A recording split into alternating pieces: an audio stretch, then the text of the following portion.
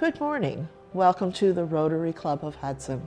My name is Marilyn Orr, President of the club, and we are thrilled to have you join us today. This meeting broadcast is available on HCTV, as well as our Rotary of Hudson YouTube channel and Facebook. Our club meets weekly using this digital platform, Zoom. When we meet in person, it's at Laurel Lake Retirement Community for breakfast. We hope to get back to that soon. We meet most Wednesday mornings from 7:15 to 8:30 a.m. So come out to join us for a meeting. We would love to have you as a guest. To learn more about Rotary, our club, and the impact we are having on our local community and the world, please visit our website, rotaryhudson.org. So enjoy this meeting today and help us share the message that Rotary opens doors of opportunity.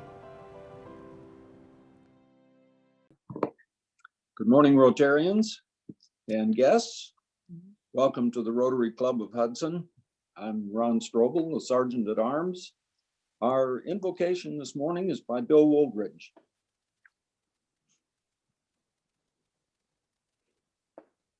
First, I have to learn how to unmute. Good morning, everybody.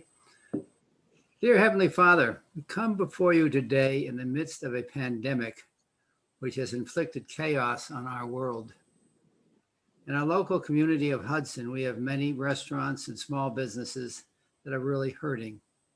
Some people have lost their jobs and lack the funds to pay for food and housing. Dear Lord, please watch over them and be with them as we enter this special season of Lent. Amen. Amen. Thank you, Bill. And lead us in the pledge and four-way test, Chris Barker. Good morning, Rotarians. If you join me in the Pledge of Allegiance. I pledge allegiance to the flag of the United States of America and to the republic for which it stands, one nation, under God, indivisible, with liberty and justice for all. And now the four-way test of the things we think, say, and do. First, is it the truth? Second, is it fair to all concerned? Third, will it build goodwill and better friendships? And fourth, will it be beneficial to all concerned? Thank you, Chris. And now You're our welcome. President, Marilyn Orr.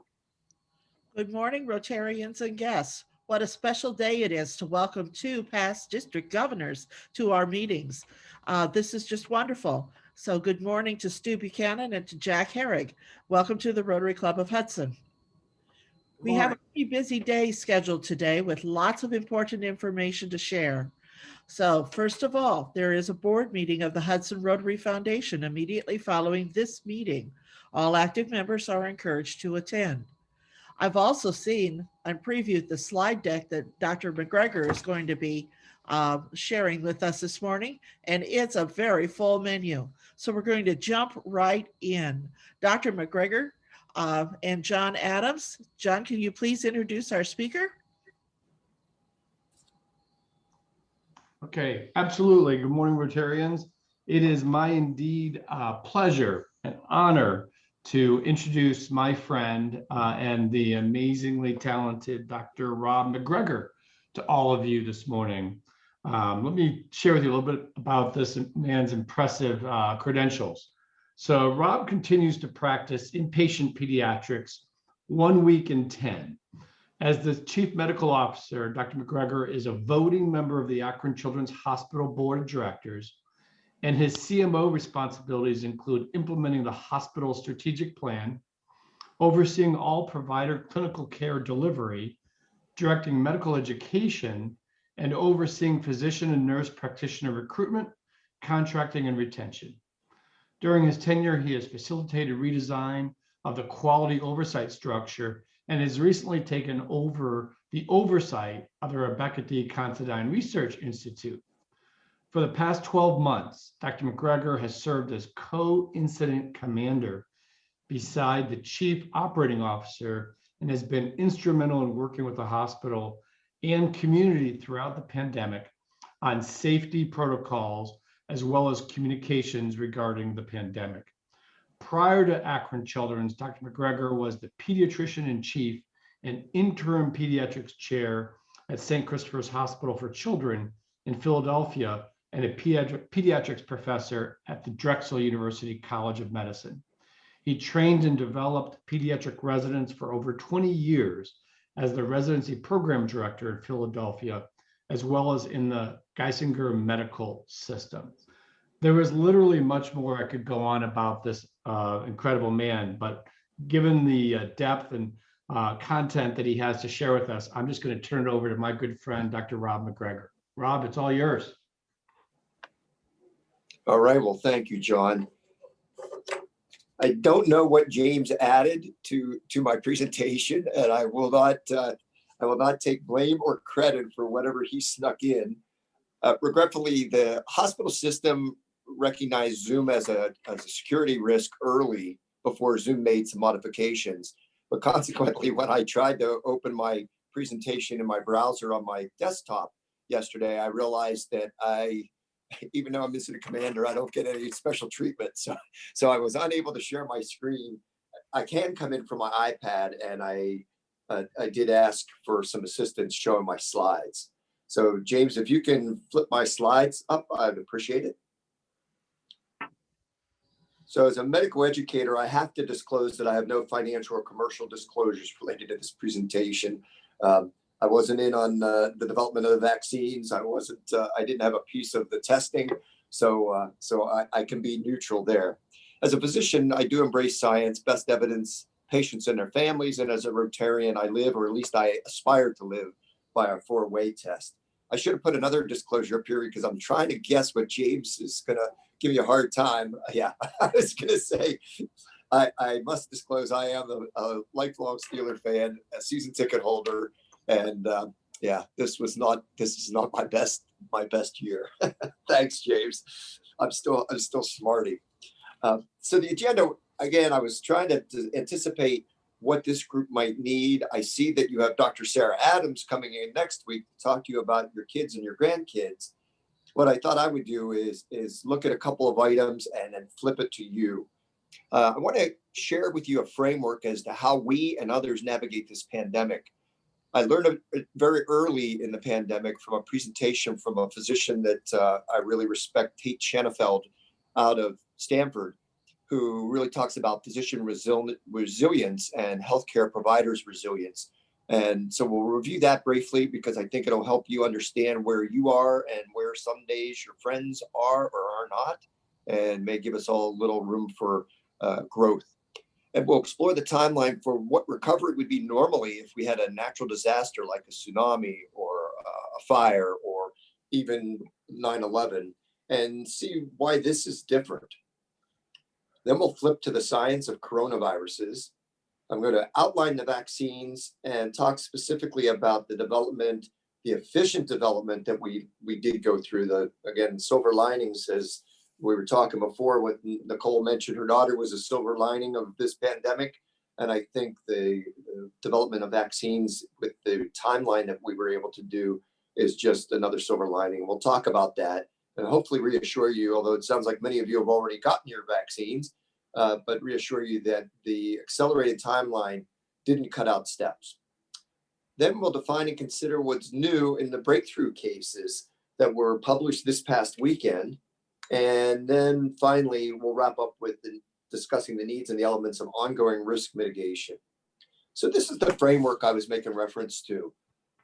Early on, you could reflect where you were when we first hit. We didn't know this was truly a novel virus. And we'll talk about other coronaviruses we have met along the way. But this one was very different. We didn't know the rules. We didn't have the equipment here at the hospital. I did not have adequate PPE, so I was having people wear their procedure masks. These things, they were wearing them for 3 days at a time and keeping them in a little satchel to keep them clean and keeping a lot of hand sanitizer around. You know, those were challenges. The rules kept changing pretty much hourly. So I had to really get my med staff to not print any standard work because it was likely to be different tomorrow. That was pretty frightening.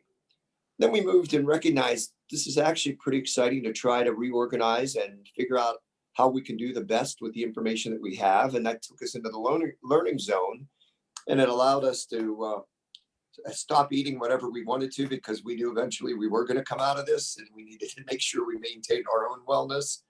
I need to make sure information is accurate as it can be before spreading it. And recognizing that we all hit these different zones at different times on different days, depending on how we're taking care of ourselves. And finally, end up in the growth zone. And I am grateful. I think one of the silver linings for me is this has been a phenomenal growth opportunity for me personally. I think I'm in a much better space than I was certainly a year ago. And we can talk about some of those things at the back end. Now, why is this different than any other natural disaster? If you look at this chart, this is a chart that was actually taken from the command and control issues that we get from when we get our incident training, but this is really meant for the military. That what happens is we anticipate a threat and we're kind of in the middle of our emotional highs and lows.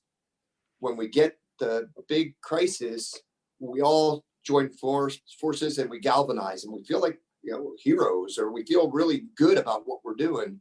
And we actually have a false sense of emotional high. That's not false. It's just not, it's transient. And then as we start taking an inventory of what damage was done or what reparation has to happen, you can see that the emotional lows go down and they bounce around typically in most crises for up to a year. So even if there was a plane crash where we lost a lot of colleagues, we recognize that every time we see a plane, we may have a trigger event. Every time the weather is similar to what it was when the crisis happened, we can trigger again. And then after it's over, typically a year, we have anniversary reactions and we grieve. That's normal. That's normal for all of us. But now you take a pandemic that I remember early on, I said, this is not a sprint. We've got to pace ourselves. This is a marathon. Well, I was wrong. It's an ultra marathon like we've never seen. So after 12 months, we haven't even been able to get completely through the disillusionment phase to be able to reconstruct. So again, we need to be patient with each other. We need to be patient with ourselves, especially as we continue to navigate. Now let's switch to coronavirus. This is actually, I had this posted on the webpage of the hospital for a long time. And finally I had a nurse say, can you take that ugly thing down and put up a picture of a kid so we can think about why we're doing what we're doing? And, I was so used to seeing it, I didn't see it as ugly. I saw it as instructive because those little spikes, this is what the coronavirus looks like under electronic microscopy. Those little spikes are what have given us refuge in the vaccine development. So let's go to the next slide, please. So we have all seen coronaviruses before. Our bodies have seen coronaviruses before. The common cold virus is a coronavirus. Early on, that made us pause thinking, wow, we've been trying to get a vaccine for the common cold for years or treatment for the common cold for decades, and we've not been successful. How likely are we to be successful? Well, the two viruses that gave us a head start on this were SARS back in 2002 and MERS in 2012. And that's actually how the vaccine got a jump start, because we were working on those vaccines with some of the technology that we're even using now, but had to put pause because fortunately, especially in the case of MERS, it was in Canada. We thought it was coming to the States and it mutated out of its own ability to replicate in humans. So we haven't been that lucky this time yet anyhow. Now fast forward to December 19, we saw the case clusters in Wuhan, China, and saw this was yet another novel variant of coronavirus family. We had never seen anything that looked or acted like this, and we didn't know exactly how it was going to act. So the virus is technically named SARS-CoV-2, but the disease that the virus causes, we've called COVID-19. And it's named after coronavirus disease 2019 was when this was discovered.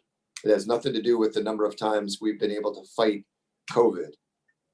By January 2020, the genetic sequence was published by Chinese scientists, and that was key because then we recognized where the areas of the genetic sequence is in this virus that we might be able to manipulate or use in our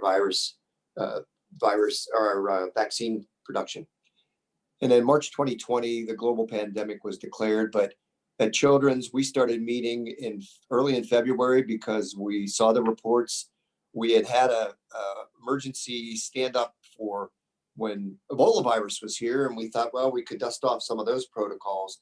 But then we had to really kick it into high gear and declared the incident a hospital incident command. And what that means is instead of our usual collaborative debating and let's all agree to agree on a project or a plan, this is more like command and control.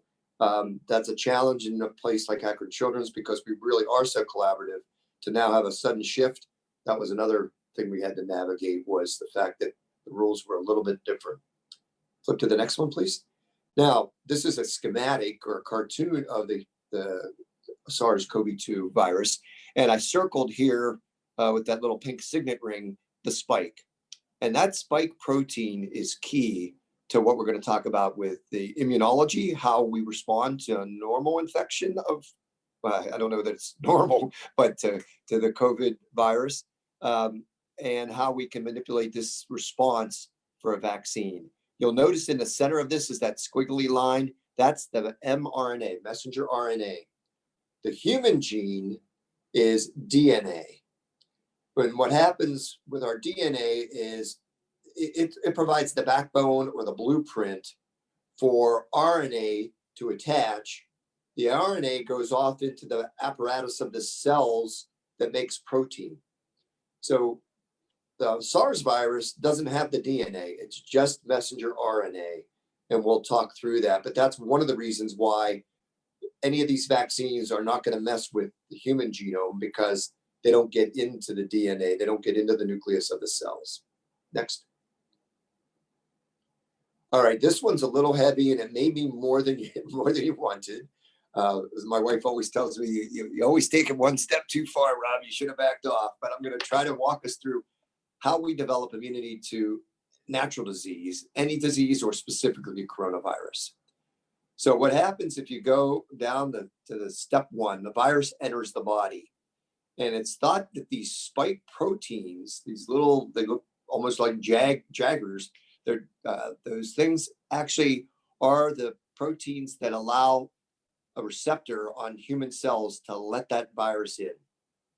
So the virus comes in, and again, for those of you who are on ACE inhibitors for hypertension, this is the ACE receptor, but you don't have to mess with your meds. We found that it really does not.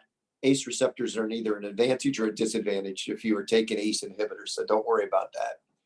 The virus enters the cell and is taken up by an envelope of the cell membrane that we call the vesicle.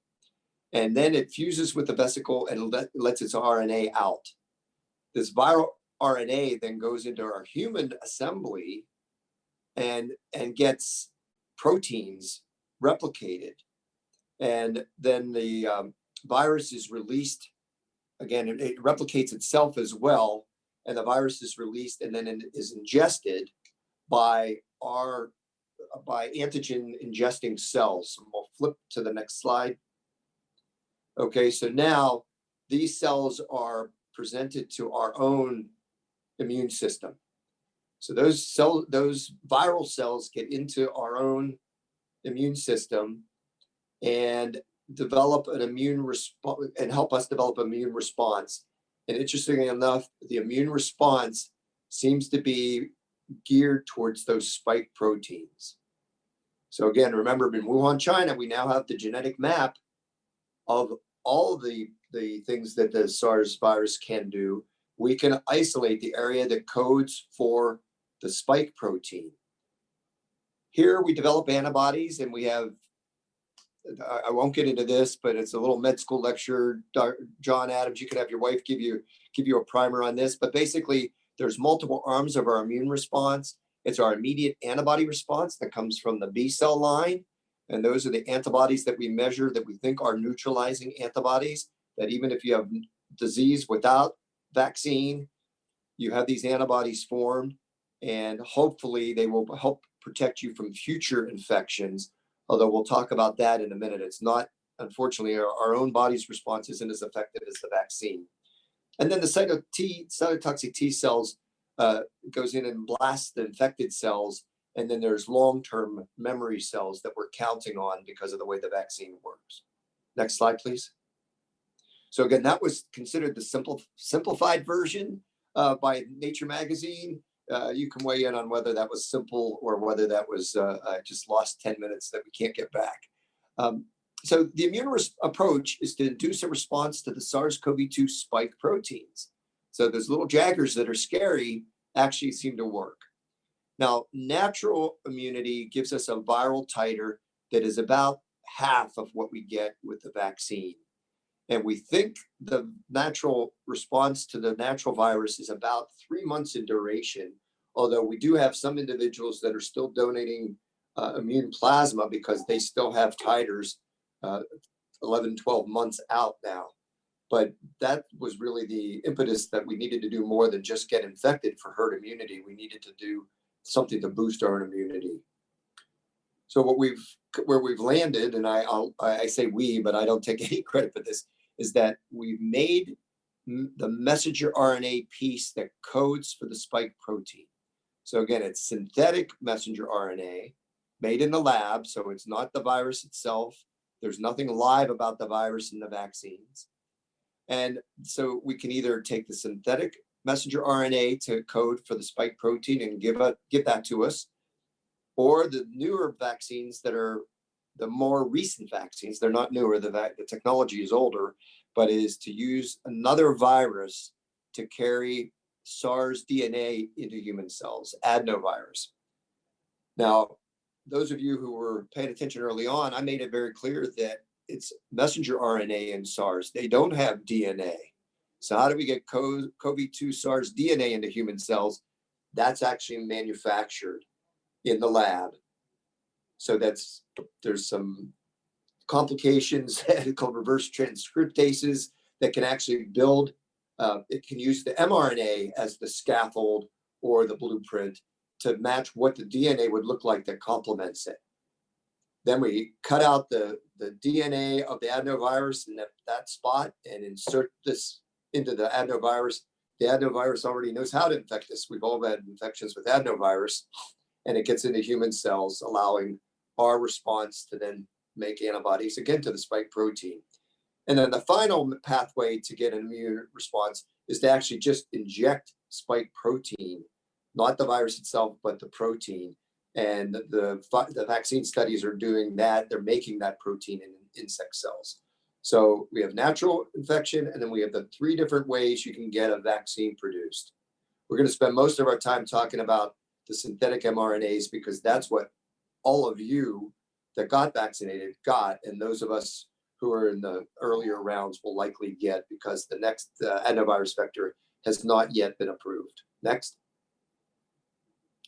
All right, this is from the company, from Pfizer, that just gave a little cartoon. Again, you got the protein. We figured out the messenger RNA sequence. To get it into a cell, we put it in a lipid bubble. So that's what the vaccine is. It's purely mRNA and a lipid microparticle, and that gets injected because the lipid lets it stick to our cells and let our mRNA get into the cell. And then our own cells say, okay, here's some spike proteins. We manufacture spike proteins, and then our body makes the antibodies. So that's a cartoon you can reference later if you have questions about how we make this vaccine. Next. And this is just another, we'll skip this one. It's the same thing in a different schematic. It's interesting though, but Pfizer made it before they actually had it. And these are the other way to walk through viral vaccine, RNA vaccines and how they work. And right now there are no saRNA ones on the right-hand side, so don't get confused. That's not in the making, but that was where the Brits were hoping we would be able to go. We're not quite there yet. Next slide, James. Thank you. All right, so does this work? These are 2 slides that look at both Pfizer and Moderna, both messenger RNA vaccines. In fact, I think if it wasn't a time of crisis, we may have some intellectual property wars because the vaccines look remarkably alike and their formation was remarkably alike. But because we're in a pandemic and because these companies wanted to do what's right for the country, they're not fighting over any patents or intellectual property. They're just recognizing the vaccines were developed in separate labs separately, and the testing that they did was done with a different time sequence. So the vaccines are similar, but they're not interchangeable. So if you got a Pfizer vaccine, you'll likely get your second dose of Pfizer vaccine in 3 weeks. If you got a Moderna vaccine, you will get your second dose. It will be Moderna. It will not be Pfizer. They're not interchangeable. And that's in 4 weeks. But the purpose of this slide is to show the amount of COVID disease on the left-hand axis, the up and down axis, and then the days after dose 1. So basically what they looked at is a group of people with the blue that got vaccine and a bunch of people that got a placebo. They got a saltwater injection, so they didn't know if they got it or not. And you can see that the number of people that got sick, and there's a similar slide about people that got hospitalized and actually died, was remarkably different. That early on, by 50 days, we recognized this is effective. It may not be a good idea for us to wait. And similar with Moderna. These vaccines get 95% efficacy. So they reduce the disease burden by 95%, whereas the natural vaccine is closer to 50%. And even if you've had natural disease, these vaccines boost you further. The duration of our protection, unfortunately, is not known. It's known that after you get the second dose, your titer of antibodies goes higher. And that's the way the studies were done. And that's why we follow that today, even though there's been rumor that maybe one vaccine is sufficient. Next slide. Now, I want you to understand what normally happens with a drug development or a vaccine development. Usually there's someone kicking around an idea for months or a year. They do some animal testing and say, yeah, this might work. And then they move into phase 1 trial. Can it work? It worked in a lab, it worked in an animal. Can it work in people? That phase 1 trial usually takes 1 to 2 years, and roughly they would test 50 people, 50 volunteers. Then it moves to phase 2. Is it safe? So phase 1, could it work? Phase 2, is it safe? That typically takes another 2 years, and that would be hundreds of people being tested. And then ultimately, is it effective? So it works, we get antibody, but we don't know if that antibody does anything. It's safe, people don't have horrible reactions. So let's move it out and see if it does what we want it to do. So if you look at that, most vaccines take between, the earliest would be 5 years, but many take 7 years to ultimately get FDA approval. What happened with Project Warp Speed on the next slide is we funded some of these companies. Some of the drug companies did it completely on their own, but we had the preclinical ideas, animal work, et cetera. And remember, I told you we had a jump start with SARS and MERS. So we already had some of this 2 years of work done. And instead of doing phase 1 in sequence with phase 2, in sequence with phase 3, we did them in parallel. Now, why wouldn't we always do it? Well, if you do all 3 areas and you find out that it's doable and you mount the response, but it's not safe, you've wasted all this investment because you now have the cost of all 3 phases piled into one stack. But fortunately, that's what we did. And that is how we got these vaccine at warp speed timeline. So that's a remarkable silver lining of this. However, we don't have FDA approval because we don't have years of efficacy and years of safety data. We have now, today, we're probably up to 1 year's worth of data because of the trials preceded the release. And that's why we have the FDA has given us emergency use only. We don't have the ultimate approval of the FDA yet. Next. So was the COVID-19 vaccine rushed? I hope you see by my presentation, it really wasn't. It was rushed, not by skipping any process. It was rushed by a head start. We maintained scientific integrity, and we developed quickly compelling short-term efficacy, and the long-term studies will continue. But I applaud the scientists that pulled this through. and the government for supporting it. Next. Okay, side effects. Since you guys have all had it, I should make you give this slide. The first dose, unless you've had COVID, is really pretty mild. And if they looked at people that got placebo versus the vaccine, and it was remarkable overlap. So the power of our suggestion can give a lot of these same fatigue, headache, injection site pain, though, is something that most people found pretty real. And they may not have noticed it until they tried to roll over the night they got their vaccine. Now, if you had COVID before, you really act in your first dose much closer to what most of us acted in our second dose. And then that's because your immune system's already been primed. So it takes a more dramatic response. The second dose, though, we found more and more in the healthcare field, people actually do miss work. So we staggered. I didn't give it to all my surgeons on the same days because I needed to have people standing up doing our work. And so we staggered it, which created a little angst among my people. Well, why didn't I get it first? And again, it's all relative. If you're all getting it within the same month, you're getting it first. You're in the front of the line. But the results of the second vaccine, fatigue, injection site pain, chills, and the chills can be without fever, which is what I suffered, which was really weird.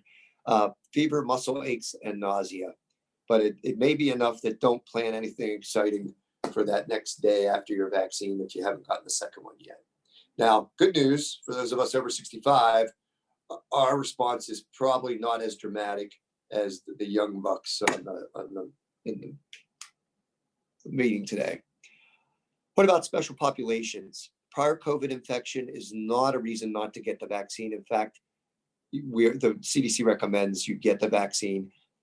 There is some controversy. Some folks think that if you're already fighting the disease, that'll mess up your vaccine response. But right now, the CDC has landed on, as long as you've improved, you have no fever, and 10 days of continuous improvement, you are then eligible to get your vaccine. And you use the same regimen that you would whether you didn't have the vaccine or not. So Moderna, 4 weeks apart.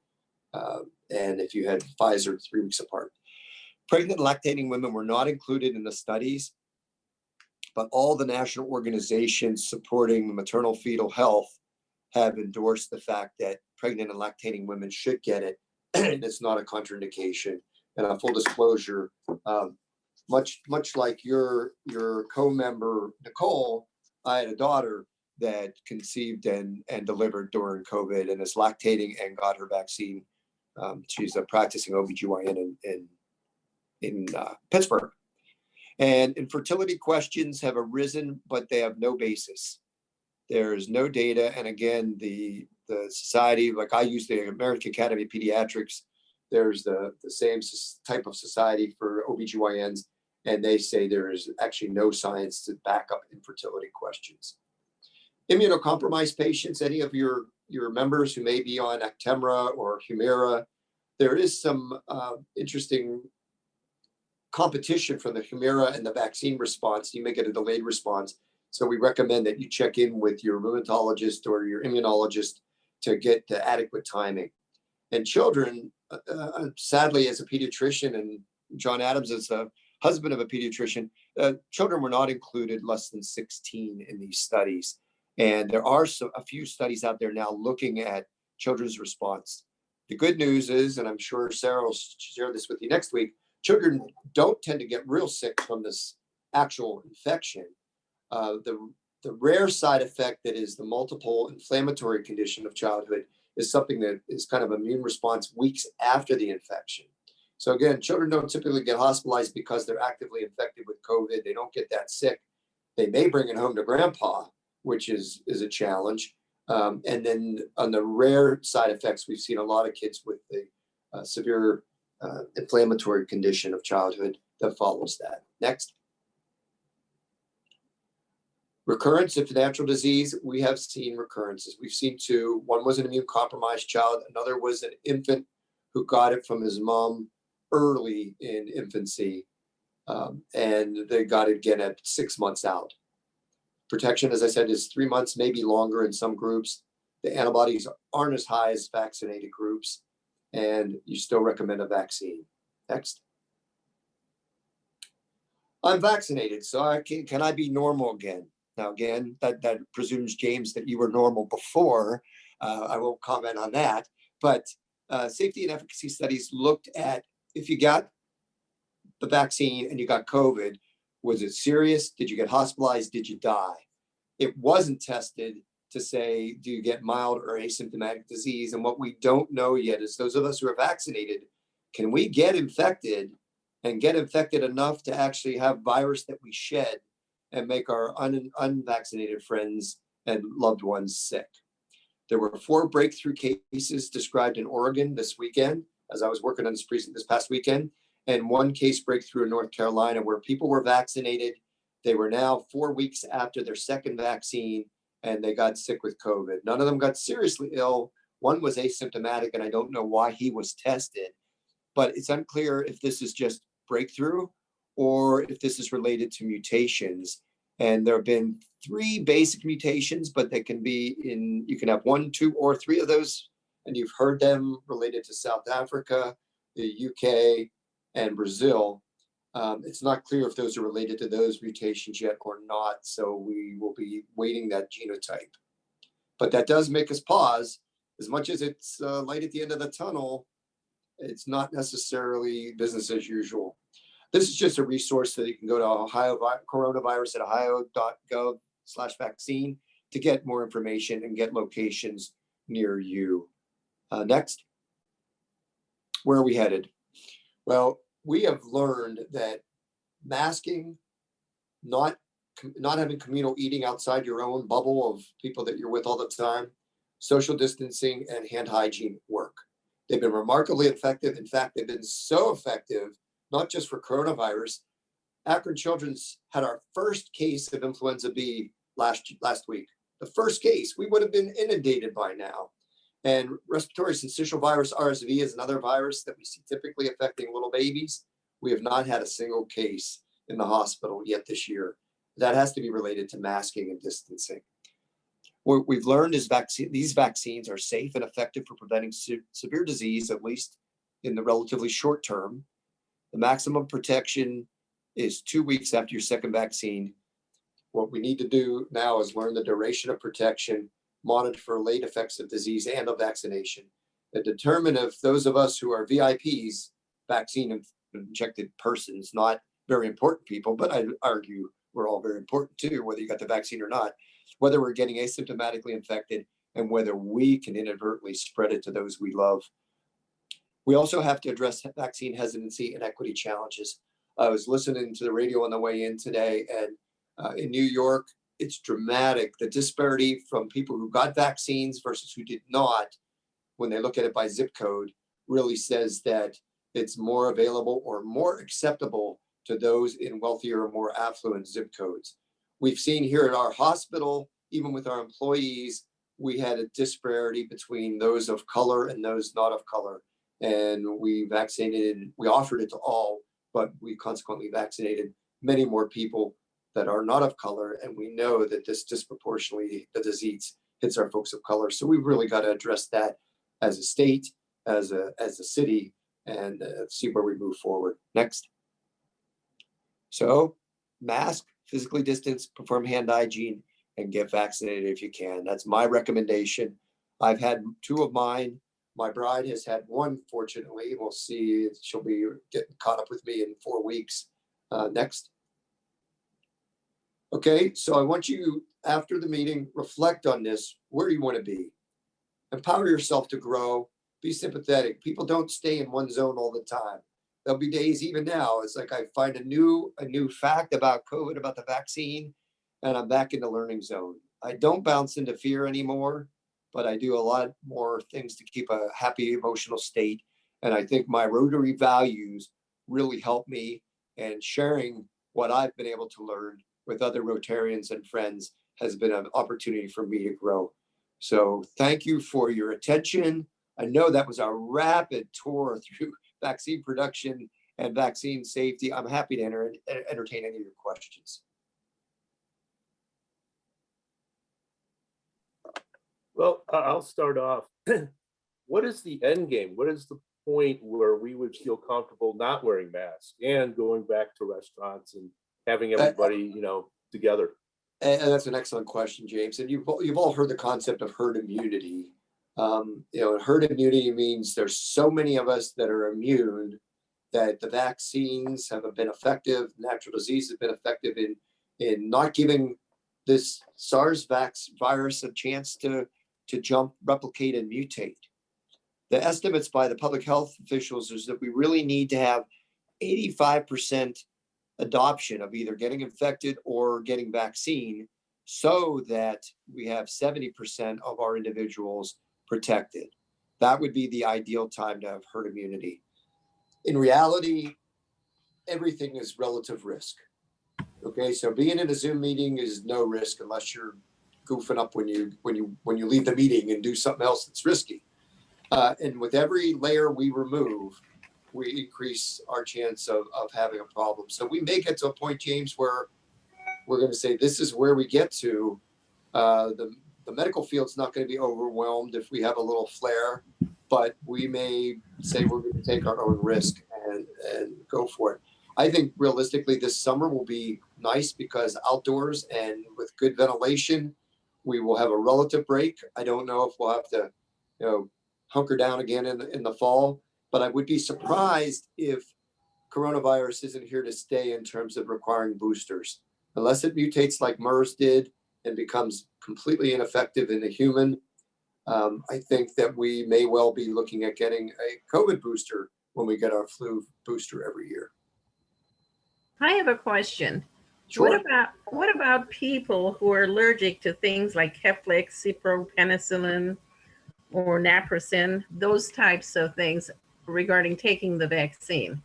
So there's no contraindication for the vaccine unless there are a couple of unusual plastic allergies that have been identified. But really, there's not anything active in this vaccine that would cross-react with antibiotics or food allergies. So I think you can be reassured. Now, having said that, a small percentage of both vaccinated populations did have a severe allergic reaction to their first vaccine. And that's why those of you who've gotten vaccinated, you had to sit for 10 minutes if you've never had a serious reaction, 20 minutes if you've had a serious allergic reaction in the past. So that's why we look, and that's all we do is treat that with Benadryl or steroids or other emergency medicines if we have to do that. We have not had to do that with any of the thousands of vaccines that we've administered for Akron children so far. Okay. Other questions? We had a question of recommendations of double masking and also a question of how do we enable worldwide vaccination? Aren't we at risk until the herd immunity is worldwide? Okay, I'm going to attack the first one first because that's the simpler answer. The second one is what I rely on the Rotarians to come up with, since we've done it with polio. It'd be great to do it for us to have a role here with double masking. So there was a study published by the CDC, and it was unfortunate that it was published, but it was just published last week in one of the Journal of American Medical Associations that looked at one person wearing a variety of types of masks. So it was one face configuration, and it was one guy getting inhalation, not droplets. It was inhalation. And we know that the SARS-CoV-2 is both droplet and inhalation. And what they found is a single procedure mask was not as effective as two nylon masks or a laundered nylon mask or an N95 mask. And that's where they looked at, well, if I wear this procedure mask, which has been my mainstay at this hospital, and we've had no employee to employee transmission when they wore their masks. So I think this is really pretty good. We don't use this when we have somebody that we know has been bona fide infected COVID, then we go to the N95s. But I think those are pretty good masks. What they're suggesting is if you're wearing a mask out in public that's cloth, put a second mask on. 2 layers of cloth is more efficacious than 1 layer of cloth. If you want to wear one of these masks and put a cloth mask over when you go to the grocery store so that you can wash your cloth mask and keep this one clean, that's reasonable too. But I think The Children's Hospitals Association, again, we haven't seen the disease that everybody else has had, have all reviewed the scientific merit of these studies and have said, we're going to continue doing what we're doing with the single procedure mask right now. It's gotten us through 12 months. If you're out in public, it's worth having, considering putting a second mask on. But don't, if 2 is good, 3 isn't better, because as soon as you make it hard enough to breathe, that you puff out the sides, you're now not protecting the guy beside you. Now, what do we do about worldwide? And I think we really, that's part of the equity question. You know, do we have the rich companies, the rich countries buying up the vaccine, making sure our people are protected, but maybe spreading asymptomatically? I think we really need to look at how do we do an equitable distribution. And I don't have the answer to that, but I think that's an important question, because whoever raised that question, you're absolutely right. We found that this started in Wuhan, China. By the time we knew it was in Wuhan, China, it was already all over Europe. People just didn't recognize it yet.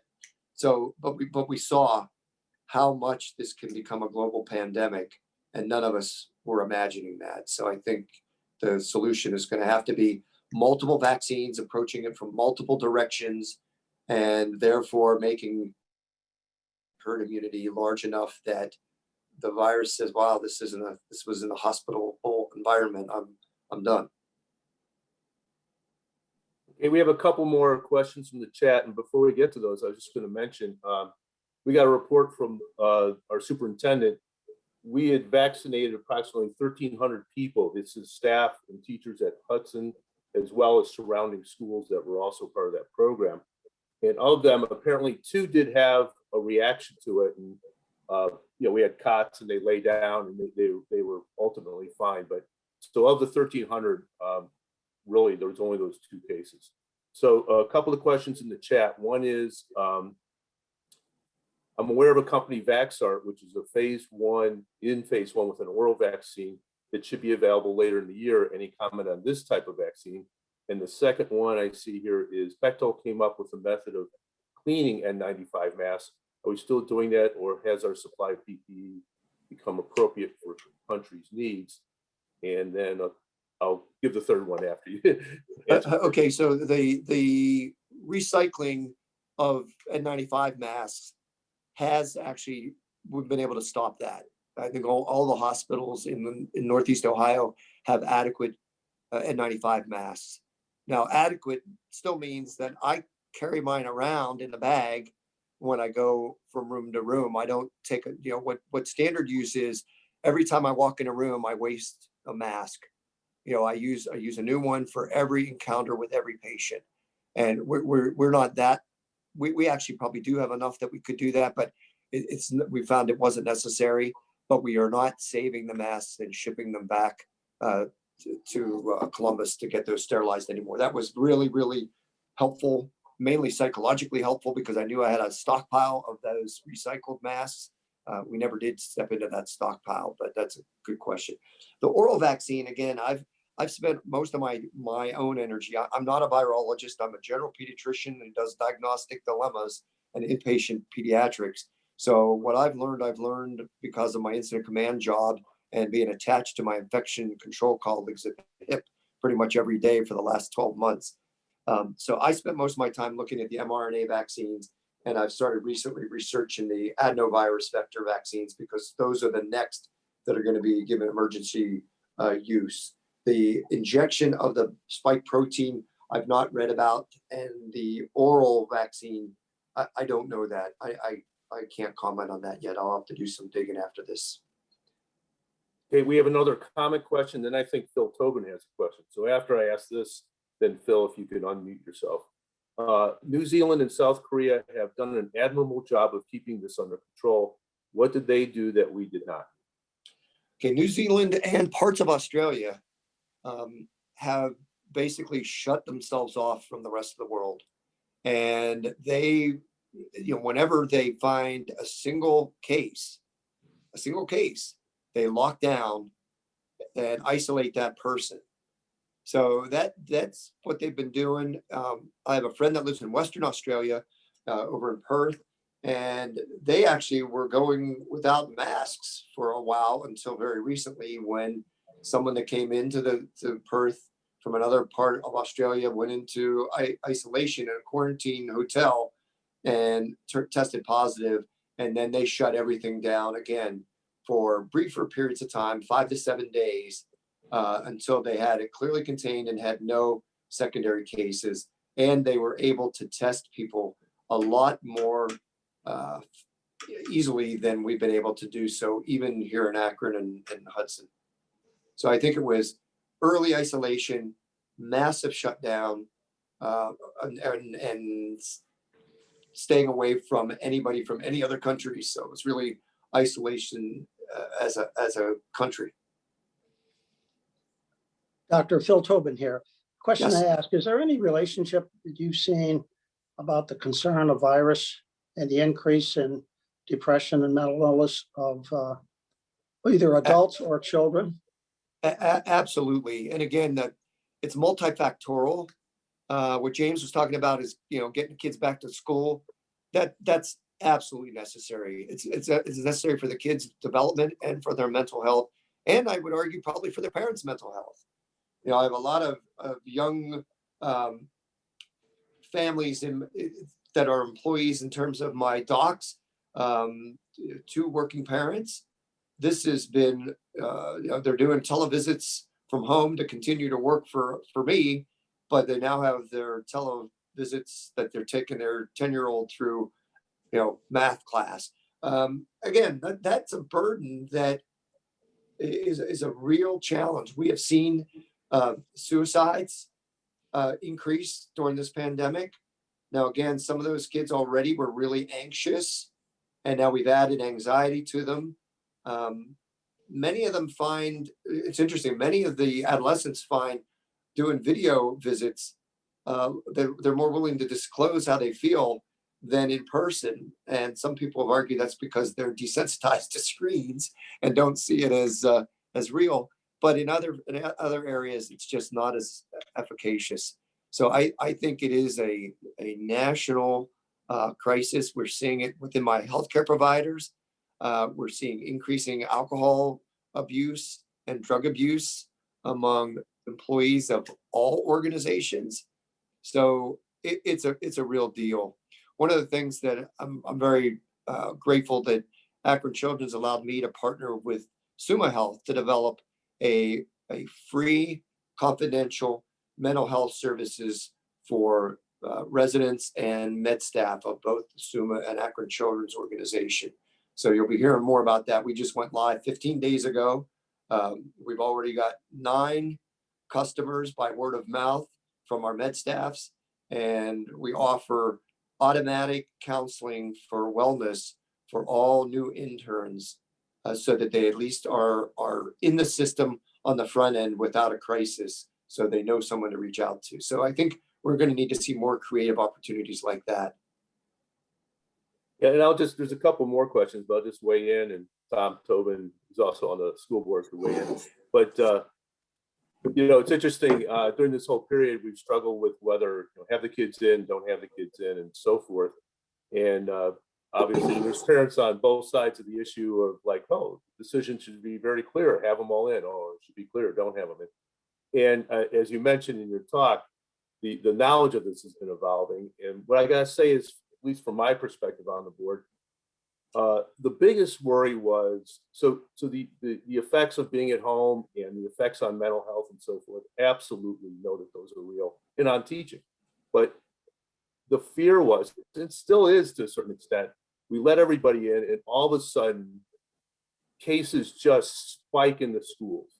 The teachers get it, the kids bring it home, and all of a sudden the community sees this huge spread that was caused from the schools. So now, because of various information, we feel far more comfortable that will likely not happen, but we're still worried that it might happen. So not really a comment there, but I just wanted to put that out there. 2 of the questions that came up, one is about the India vaccine, world's leading vaccine producer, a low-cost vaccine, because of cold shipping requirements, Pfizer and Moderna are appropriate for worldwide distribution. And then would we need to have a booster for the South African variant? So two questions. One is really about the cold chain. And the supply chain is a real issue in disseminating vaccine that we use now, especially the Pfizer, because that has to be ultra cold. The Moderna you can keep at typical freezer temperatures. But again, the shipping, if we think the sub-Saharan Africa, that's a challenge. So these adenovirus vectors and the other vaccines really are probably what we're going to have to look at to be able to have distribution that the supply chain can reach more effectively. So I think that's a real limitation of the mRNA viruses vaccines, because that's the way that they all are requiring cold chain in your supply chain. The second question, James, refresh my memory. Let's see. Oh, would we need a booster for the South African variant? Okay, so that's fascinating. And actually, one of the benefits of mRNA vaccines is that you can take the proteins and create a specific booster that really addresses that. At this point in time, it looks like our current vaccine has efficacy. It may not be 95%, but again, the more people that we have vaccinated, the less likely the virus is to be spread and replicate. And it's during replication that they mutate again. mRNA viruses are notorious for mutating all the time. So part of me feels a little optimistic that this has been going on for over a year, and we only have 3 strains that we recognize as variant mutants. Now, I would conject that there were hundreds and hundreds of strains that have mutated, just none of them were significant enough to be recognized.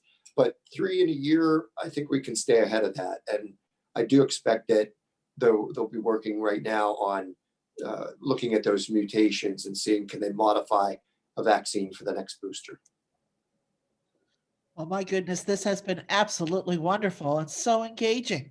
Thank you so much for presenting to us. You've kept our audience, let's put it that way.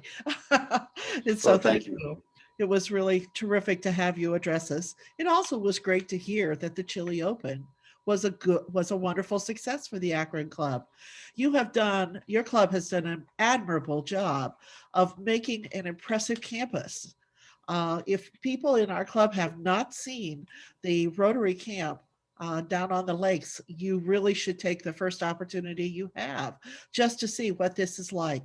A full commercial kitchen that's very modern, and I call it a clubhouse, but whatever. It is just so impressive. And our kids deserve something this nice. And it's a wonderful, wonderful place to be. Well, I appreciate that. And I am willing to meet any of you out there this summer. I think we'll be very safe in the summer for sure. And then depending on where we are with the virus, we may be able to have a communal beverage. So I will offer myself. I love to go to the camp and I love to show it off. So thank you. I've also heard that you have excellent mixology talents. Well, I do make a mean martini. We had a martini 007 party early in the year. And this Friday, if you're free, you're welcome to join our Manhattan. But I actually have a junior colleague, Connor Jarvis, is going to be bartending this Friday. Well, that sounds like fun. Well, we always close our meetings with this. Next week, we're going to be hearing from Dr. Sarah Adams, a local pediatrician and wife of our own John Adams. And Sarah will be discussing how the coronavirus is affecting our children, including a discussion of the multi-system inflammatory syndrome in children, or MISC.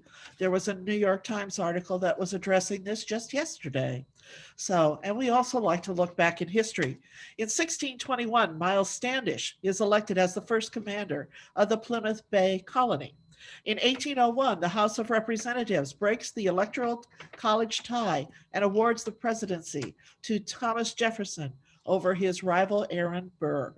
And in 1913, the first minimum wage law in the United States takes place in a state, Oregon, and it is applied only to women and children.